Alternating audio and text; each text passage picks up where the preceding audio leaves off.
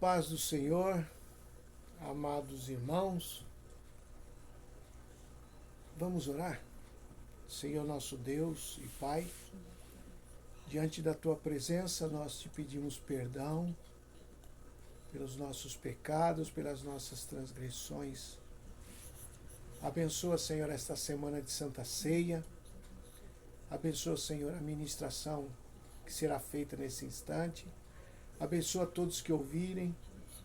Ó Pai, que seja compreendida pela Tua graça, a qual nós vivemos e procuramos sempre estar na Tua luz, para a glória do Teu santo nome.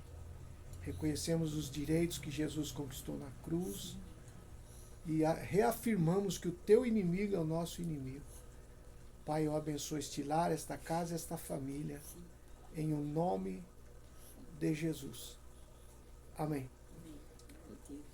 Amados irmãos, nós aprendemos esses dias no livro de Joel que através dos nossos esforços, ali cita esforços como ferramentas, nós temos que fazer dos esforços espadas e lanças. E ali no livro de Joel uma profecia contra as nações, sobre as nações, sobre tudo isso que está acontecendo. E ali fala que nós devemos escolher entre a bênção e a maldição. Então, nesse critério de escolha, de bênção e maldição, como está em Joel capítulo 3, verso 14, você e eu não podemos nos contaminar com os manjares deste mundo. É o que Daniel nos ensinou. O livro de Daniel capítulo 10, do verso 1 ao 3. Veja que naquela passagem não foi oferecido a eles, a Daniel, Sadraque, Mesaque e Abednego, algo ruim. Era algo bom. Mas aquilo ali é uma metáfora para a nossa compreensão. Nem tudo que nos oferece, que parece ser bom, é de Deus. Ele escolheu não se contaminar com os manjares deste mundo. Mesmo que lhes parecesse bom para os olhos, agradável, desejável, eles não se contaminaram. E nós temos aprendido durante esses dias que o ódio faz com que o cristão enfraqueça. Ele se torne uma pessoa fraca na fé. O amor de muitos esfriaria, está escrito. Entra a apostasia no coração. A pessoa não tem mais vontade de orar, de ir para a igreja, porque está envolvida com as coisas deste mundo, os manjares deste mundo, aquilo que ele deseja, o que ela deseja. Aí não ora, não quer congregar mais, não quer ler mais a Bíblia, não tem forças, se irrita quando fala das coisas de Deus, justamente porque está entrando a apostasia. Mas Deus é misericordioso, porque através da palavra eu posso dizer que me glorio nas minhas fraquezas. Então eu tenho que me fortalecer naquilo que sou fraco, como está lido e está escrito no livro de 2 Coríntios, capítulo 12, verso 2, que eu já falei sobre isso. Você tem que fazer dessa tua fraqueza força. Então é necessário, diz a Bíblia, a fraqueza para que eu me torne forte. Mas eu não posso ficar me abstendo de querer me livrar desta fraqueza. É assumir que estou fraco, estou falho com Deus, com o Pai. É como nós pregamos também sobre Davi. O que foi que Deus viu em Davi? Davi, a profissão, o pastorear ovelhas era a função do empregado da casa. Mas Davi amava tanto ao seu pai que não queria decepcionar, que ele obedeceu ao seu pai, com todo o amor, com carinho, e foi pastorear a ovelha. E ali ele aprendeu que à noite ele tinha que cuidar das ovelhas para o lobo não matar, para o leão não matar, para o urso não matar. Ele aprendeu a usar a arma, a funda. Para nós hoje são as armas da justiça. Então, o que Deus viu em Davi é que Davi amava o seu pai por obedecer. Ele não questionou uma função que era de um empregado, cuidar de ovelhas. Ele foi. E o mais interessante, como eu já disse, não quero ser repetitivo, só para dar ênfase na ministração, é que toda vez que o empregado, no caso a função que Davi estava exercendo ali, fosse apresentar ao dono das ovelhas as ovelhas, ele as apresentava pelo nome. Ele tinha tempo para conhecer a todas elas e colocar nomes nelas. E nenhuma se perdia, nenhuma se perdeu. Elas podem se desgarrar, mas elas não se perdem. Então, meus amados, é tempo da escolha, bênção ou maldição. E você não pode se contaminar com os manjares deste mundo, do príncipe deste mundo, do rei deste mundo, que é Satanás. Por mais que pareça bom aos nossos olhos, Daniel não quis, está escrito no livro de Daniel, ele e os seus amigos não quiseram se contaminar. Então não se deixe contaminar, porque você contaminado começa a ter desânimo. A apostasia entra. Você não tem forças para nada. Então quem é o culpado? É você mesmo. Você é o culpado. Você, por que culpado? Porque você tem que entender que a salvação é individual. É você e Deus. Então o que nós aprendemos é que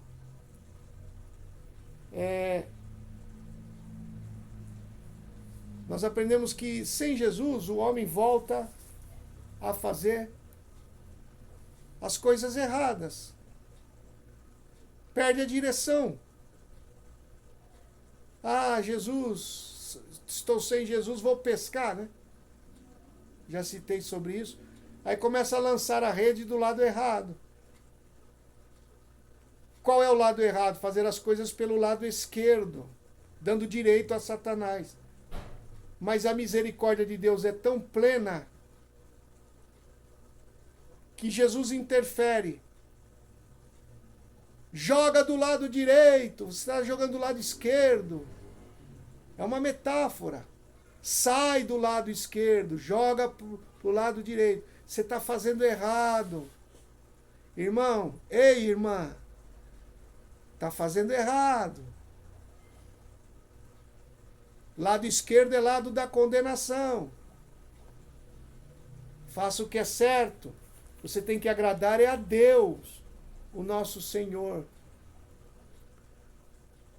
No livro de 2 Crônicas, capítulo 6, verso 1, ali diz que Deus, o Senhor falando a Salomão, que Deus vive nas trevas. Meu Deus do céu, Deus que vive nas trevas. E não é só ali que fala, Reis fala também. Tem uma outra passagem que fala também. Eu sou um Deus que vivo nas trevas. Onde está este Deus que vive nas trevas, irmãos? É justamente aquela passagem quando Jesus disse, Pai, está consumado, Rasgou-se o véu do templo, trevas é atrás do véu, onde ninguém podia entrar, o sacerdote tinha que estar em plena comunhão com Deus para adentrar no lugar santo do santo. O véu se rasgou. E o Senhor se mostra a nós como a luz. Mas o Deus do Velho Testamento ainda está fora da vista daqueles que querem viver lançando a rede do lado errado, sem direção. Conhece a Jesus, mas não tem direção, porque se esfriou, entrou a apostasia, falta de fé, afastaram-se da graça de Deus. Tudo que o inimigo quer, irmão, irmã, que você deixe de ler, que você deixe de orar, que você deixe de congregar, né? E não se esqueça que nós estamos vivendo um tempo de escolher. Você vai viver lançando para o lado esquerdo ou para o lado direito? Depende de cada um. A escolha é sua, né? É vossa. Ninguém obriga ninguém a fazer nada. Então, o que nós aprendemos é que eu quero viver na luz. Não sei se vocês sabem, os cientistas dizem que o frio, ele não existe. O que existe é a ausência de calor. Eu quero deixar vocês pensando no âmbito do espírito, né? Então, se a luz, ou seja, a escuridão não existe, o que existe é a falta de luz. Olha que tremendo. Satanás, para quem está na luz, já está vencido. Amém? Se a luz, onde tem luz não tem trevas, aquele que está nas trevas já está vencido. Amém, meus irmãos? Então, logo, o pecado não existe. Porque o pecado é para quem está nas trevas. Não tem luz. Olha que loucura, meus amados.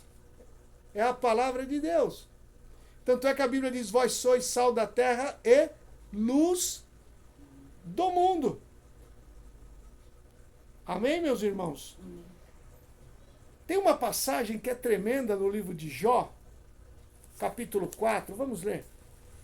Jó, capítulo 4. Não sei se vai dar tempo de expressar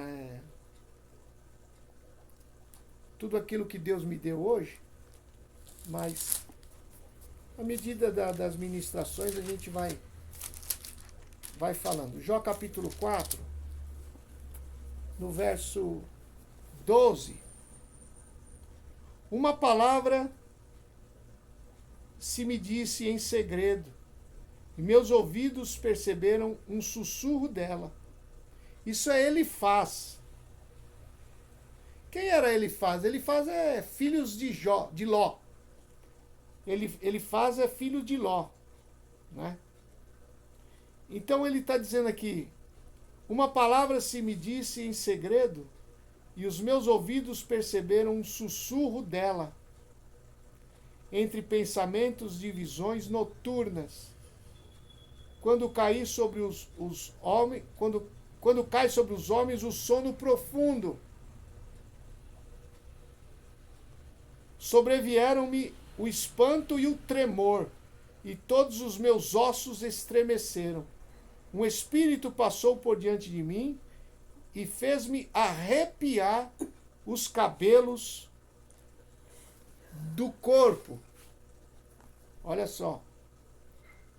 Vamos prosseguir aqui. Parou ele, mas não consegui discernir a sua aparência. Um vulto estava diante dos meus olhos e ouvi uma voz abafada. Parou ele, mas não consegui discernir a sua aparência. Um vulto estava diante dos meus olhos e ouvi uma voz abafada. Pode o homem imortal ser mais justo do que Deus? Pode o homem ser mais puro do que o seu Criador? Era o próprio Satanás. No versículo de número 20. Entre a manhã e a tarde são despedaçados, despercebidos, perecem para sempre. Não são arrancadas as cordas da sua tenda, de modo que morrem sem sabedoria? Olha só, meu irmão, Satanás, questionando o homem se ele é sábio ou não, morre sem tirar as cordas de suas tendas, quer dizer, sem conseguir fazer aquilo que os seus objetivos, como nós pregamos esses dias. O homem deve ter objetivo, mas você sempre deve dizer se Deus assim o permitir. Mas o que eu quero chamar a atenção é o que está aqui, ó, no versículo 15. O Espírito passou por diante de mim e fez-me arrepiar os cabelos do corpo. Arrepio, quando nós sentimos arrepio, significa que eu estou com frio. E arrepio, irmão, é falta da luz, falta do calor. Era o próprio Satanás falando com ele, levando ele a proferir tais palavras para Jó. Mas entenda o que ele faz, ele foi perdoado. Né? Ele foi perdoado quando Jó orou por ele. Mas ele se deixava usar. Voltando ao arrepio, sentiu arrepio. Então nós sabemos que o arrepio é falta de calor, calor é luz. Então o homem, quando dá lugar à condenação, ele está dando lugar às trevas. E as trevas só existem para quem as quer. Quem tem a luz, não existe as trevas. Que tremendo é a palavra de Deus. Coisa linda é a palavra de Deus. Salmos 119, verso 120. Salmos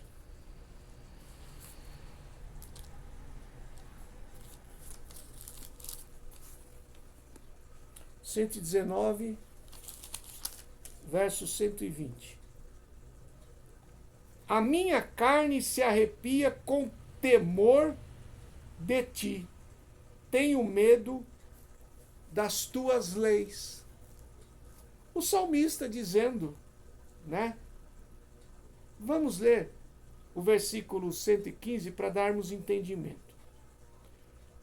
Apartai-vos de mim, malfeitores, para que eu guarde os mandamentos do meu Deus.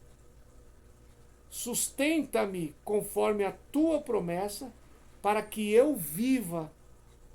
Não me deixes envergonhado na minha esperança. Sustenta-me e sereis salvo. Sempre terei respeito aos teus decretos. Rejeitas a todos os que se desviam dos teus decretos, pois o engano deles é falsidade. Tiras da terra como escória, e todos os ímpios, a todos os ímpios, pelo que amo os teus estatutos. A minha carne se arrepia com temor de ti, tenho medo das tuas leis. Fiz o que é certo e justo, não me entregues aos meus opressores. O próprio salmista está dizendo aqui que a própria carne dele arrepiava, medo das trevas, da condenação. Ele diz, tenho medo da tua lei, porque a lei veio Por causa do pecado. Vocês estão entendendo? E o pecado é aquele que vive, quem vive em pecado vive em trevas. Por isso que nós nos lavamos todos os dias. Senhor, me perdoe, eu sou um pecador. E permaneço na luz. Amém, meus amados? Amém. No livro de Mateus, capítulo 5, Mateus, capítulo 5, verso 14. Vós sois a luz do mundo. Não se pode esconder uma cidade edificada sobre um monte. Verso 16. Assim resplandeça a vossa luz diante dos homens. Porque se você está na luz, em vós não há trevas. As trevas não existem. Para você não existe. Glórias a Deus. Para que vejam as vossas obras e glorifiquem o vosso Pai que está nos céus. Quando você está em luz, as suas obras são vistas, os seus sentimentos verdadeiros, e o Pai que está no céu através de você é glorificado. Se você está em trevas, o Pai em vós não é glorificado. João capítulo 1. João capítulo 1, verso 1. No princípio era o Verbo, que está falando de Jesus. E o Verbo estava com Deus. Jesus estava com Deus. E o Verbo era Deus. Oh, glória. Ele estava no princípio com Deus. Todas as coisas foram feitas por meio dele. E sem ele, nada do que foi feito se fez. Nele estava a vida, e a vida era a luz dos homens, que nos tira das trevas. Eu torno a dizer, se você anda na luz, você não tropeça à noite. Amém? Por mais que você... Isso é uma metáfora. Você brilha na escuridão, porque você é luz. Então, como eu disse, os cientistas... Procure, você vai ver. Os cientistas dizem que o frio não existe, o que existe é a falta de calor. Amém? E também, se o frio não existe, é falta de calor, onde existe a luz, não existe as trevas, onde existe a luz. Mas as trevas é para quem não quer a luz. Amém, meus amados? 1 João, capítulo 1, verso 5. 1 João,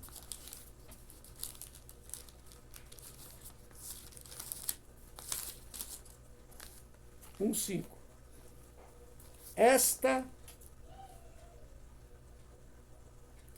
é a mensagem que dele ouvimos e vos anunciamos, que Deus é luz e nele não há trevas nenhuma.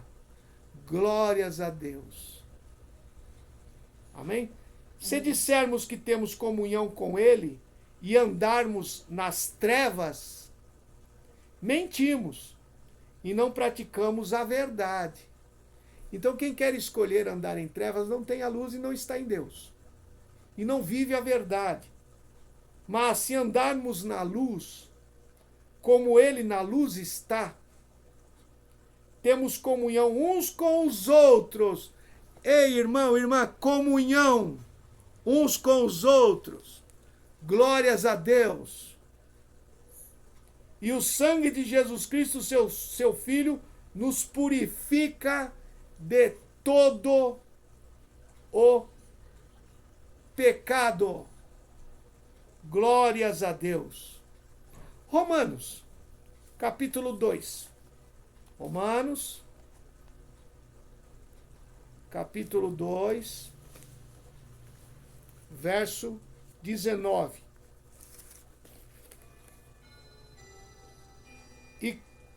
e confias que és guia dos cegos, luz dos que estão nas trevas. Mas vamos entender. Mas tu que tens por sobrenome judeu e repousa na lei e te glorias em Deus e conheces a sua vontade e aprovas as coisas excelentes, sendo instruído na lei. Está falando da lei de Moisés aqui. E confias que és guia de cegos, luz dos que estão em trevas, instruídos dos nécios, mestres de crianças que tens a forma de ciência e de verdade na lei.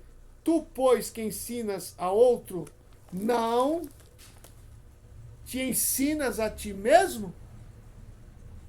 Tu que pregas que não se deve furtar, mas furtas? Então quem vive em trevas, mesmo que queira ensinar a andar na luz, está errado. Não tem fundamento. É o que está escrito, está falando aqui, é o judeu. Não tem como você viver na lei, nesta lei, fazendo as coisas erradas. É o que ele diz aqui. Romanos 2,19. É o que ele diz aqui, ó. Tu ensinas a outro e não te ensinas a ti mesmo. Amém, meus irmãos? 1 Tessalonicenses, para terminarmos. 1 Tessalonicenses 5:5.